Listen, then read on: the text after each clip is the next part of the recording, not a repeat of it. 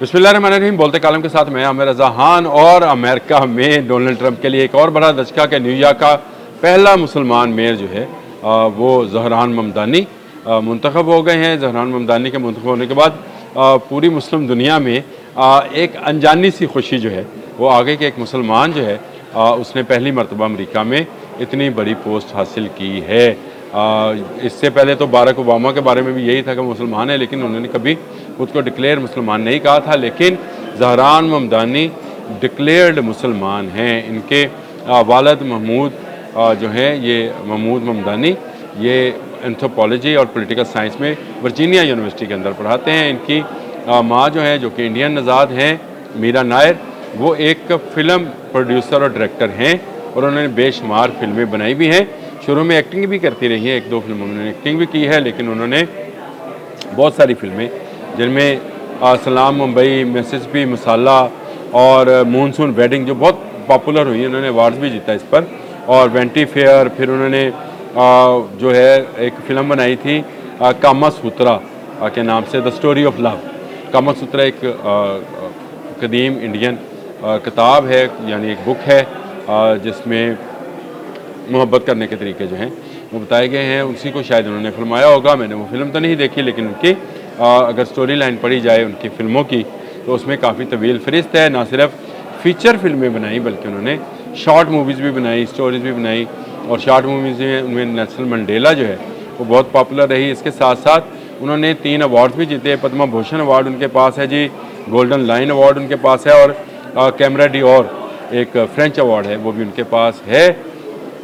मेरा मौजू जो है ये मीरा नायर है, वो नहीं है, ये पंजाबी हैं और इनके मियाँ भी जो हैं वो पंजाबी नज़ाद हैं। लेकिन इनकी शादी जो है युगांडा में हुई थी और वहीं पर ज़हरान ममदानी जो हैं पैदा हुए, जिनको बाद में अमेरिका शिफ्ट किया गया। वहाँ उन्होंने बाकी तलीम हासिल की, वॉट्सवो कॉलेज में पढ़ते रहे और तलीम के साथ साथ हिप हॉप म्यूज़िक बनाते रहे। हिप हॉप म्यूज़िक आप समझते हैं काफ़ी पॉपुलर है, फ्यूजन होता है पॉप का और दूसरे ईस्टर्न वेस्टर्न म्यूज़िक का। इस तरह का म्यूज़िक वो क्रिएट करते रहे। बहुत सारे ऐसे गाने बनाए जो कि सोशल इश्यूज़ पर थे, यानी उनका एक गाना टैक्सी टैक्सी था, इमिग्रेंट क्वीन था। ये वो गाने थे जिन्होंने वहाँ पे अमेरिका में छोटे छोटे काम करने वाले इमिग्रेंट्स को जो है उनमें ये वो पॉपुलर हुए क्योंकि वो इनकी की नुमाइंदगी कर रहे थे।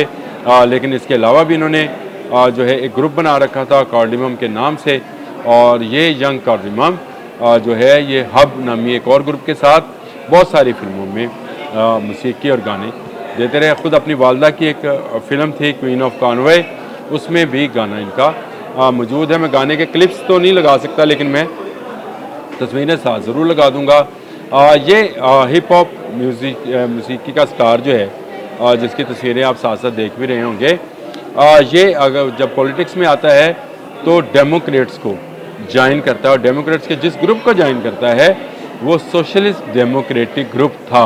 इसको ये ज्वाइन करते हैं 2020 में, 21 में ये जो है इस पर काम का आगाज़ करते हैं, उनको मेंबर बना दिया जाता है और ये उस वक्त के बाद से सोशल वर्क पर ज़्यादा तवज्जो देते हैं। इनकी जो शरीक हयात हैं हमारी इतलात के अभी तक मुताबिक वो भी दुबई से अपनी फैमिली के साथ अमेरिका शिफ्ट हुई थी। ये भी मुस्लिम हैं और ये इनका नाम है रामा दवाजी। रामा से ये ना समझे कि ये हिंदू हैं, ये भी अल्हम्दुलिल्लाह मुसलमान हैं और मुसलमान घराने में ही पैदा हुई। नाम उनका ये वो वाला रामा नहीं है, ये कोई अरेबिक नेम है, और ये वहाँ पर उनके साथ तमाम किस्म के सोशल वर्क्स में शामिल रही हैं। ममदानी ने कामयाबी कैसे हासिल की और डोनाल्ड ट्रंप की जारहाना पॉलिसी को कैसे शिकस्त दी, तो इसकी बड़ी आसान सी बात है, क्योंकि ये सोशलिज़म क्यों लेकर चल रहे थे, यानी वो पिसा हुआ तबका जो छोटे छोटे काम करता है। मैंने आपको टैक्सी और इमिग्रेंट्स क्वीन के गाने भी बताए कि ये इसी तरह के मौज़ूआत पर गाने बनाते थे। एक इनका गाना था चप चप, ये गाना भी सुनने के लायक है। इन्होंने ये मैंने एक हब आपको बताया था उसके साथ मिलकर बनाया था चप चप कांडा। ये कांडा एक इलाका है, तो इसका मतलब है कि उठो उठो कांडा, चप चप कांडा, ये अफ्रीकी ज़ुबान का ही वर्ड है। इस पर इन्होंने एक गाना बनाया था, तो इसमें पिसे हुए तबकात की जो है वो नुमाइंदगी कर रहे थे और इसी की आवाज़ उन्होंने न्यूयॉर्क के मेयर के इलेक्शन में भी उठाई। उन्होंने टैक्सेस के ख़िलाफ़, उन्होंने महंगाई के ख़िलाफ़, उन्होंने सिक्योरिटी पर, बेघर अफराद के लिए कौन सा मौजू है जिस पर ममदानी ने बात नहीं की, खुलकर बात की। उन्होंने खुलकर तनकीद का निशाना बनाया डोनाल्ड ट्रंप को और डोनाल्ड ट्रंप की ऐसी पॉलिसीज़ को जो कि वो लागू करना चाहते हैं या लागू कर चुके हैं। ये एक स्ट्रॉन्ग आवाज़ बने, यूथ इनके साथ शामिल हुई। इसका अंदाज़ा सिर्फ इस तरह से लगाएं कि 1 लाख तो उनके पास वॉलंटियर थे, पार्टी के दिए हुए लोग नहीं। ये वो वॉलंटियर थे जिसकी इन्होंने ये कहकर कहा था कि जो मेरे साथ काम करना चाहता है आने वाली नस्लों के लिए, नौजवानों के लिए, वो मेरे साथ आए ताकि हम मिलकर काम करें। तो 1 लाख लोगों ने, यानी बच्चों ने, नौजवानों ने इनको ज्वाइन किया था। तो आप अंदाज़ा करें कि जहाँ 20 लाख वोट हों वहाँ 1 लाख आपको वॉलंटियर मिल रहे हैं। पार्टी आपकी डेमोक्रेटिक अलग से एक मजबूत पार्टी है या सियासी तौर पर उसकी अपनी एक शनाख्त है, लेकिन अगर आपको 1 लाख वॉलंटियर किसी इलेक्शन में मिल जाए तो आप तो इलेक्शन नहीं हारने वाले। तो यही हुआ कि उन्होंने ज़्यादा वोट हासिल करके इस इलेक्शन में बिल्कुल एक तरह से कहना चाहिए कि वाइट वॉश कर दिया, यहाँ पछाड़ दिया डोनाल्ड ट्रंप की उन तमाम पॉलिसीज़ को। और इसके ख़िलाफ़ उन्होंने कहा मैं आवाज़ उठाता रहूँगा, मेरे साथ चलते रहें, मैं काम करता रहूँगा। और इसका मतलब ये है कि आइंदा आने वाले दिनों में न्यूयॉर्क की ये मेयरशिप जो है बड़ी सियासत का भी हिस्सा बनने जा रही है।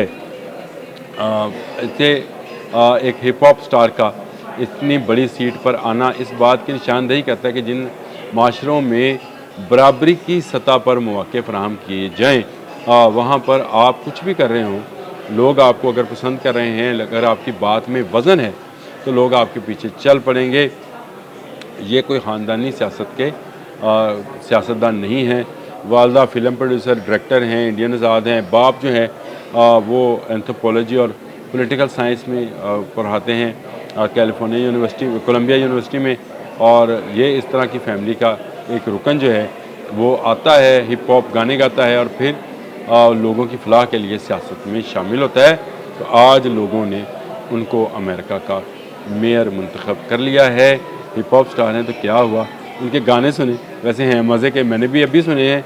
इससे पहले मैंने ये गाने नहीं सुने थे। टैक्सी टैक्सी और ये क्वीन और जो उनका चप चप गाना था, कांडा चप चप कांडा, अफ्रीकी माहौल के अंदर वो चिंगची और बाकी चीज़ों के साथ ये बड़ा है। फिर एक नानी के साथ इन्होंने गाना बनाया जिसमें भी ये एक ऐसी फैमिली का करते हैं जो कि इंडिया से माइग्रेट करके अमेरिका आती है। तो नानी जो है वो ख़राब हो जाती है, कहीं वो करती है कुछ, कभी इसको मारती है, तो ये उससे तंग है। तो उससे वो गाना भी मुझे बड़ा ज़बरदस्त लगा, उसकी वीडियो बड़ी मज़े की है।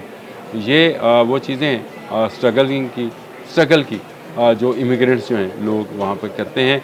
ये क्योंकि ख़ुद इमिग्रेंट्स है और अमेरिका को लैंड ऑफ इमिग्रेंट्स कहा जाता है। वहाँ पर इमिग्रेंट्स की मुश्किलात बहुत ज़्यादा होती हैं जिसका तसव्वुर हम यहाँ बैठकर नहीं करते हैं। हम शायद समझते हैं कि वहाँ पर इमिग्रेंट्स जो हैं यहाँ से जाकर वहाँ बहुत अच्छे हालात में रहते हैं, बड़े बुरे और ख़राब हालात में भी रहते हैं।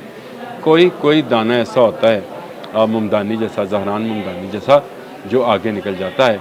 बाकी लोग वहाँ पर एक ऐसी लाइफ गुजारते हैं जो सिर्फ स्ट्रगल और मुश्किल की नुमाइंदगी करते हैं। अब तक के लिए इतना ही। अल्लाह हाफ़िज़।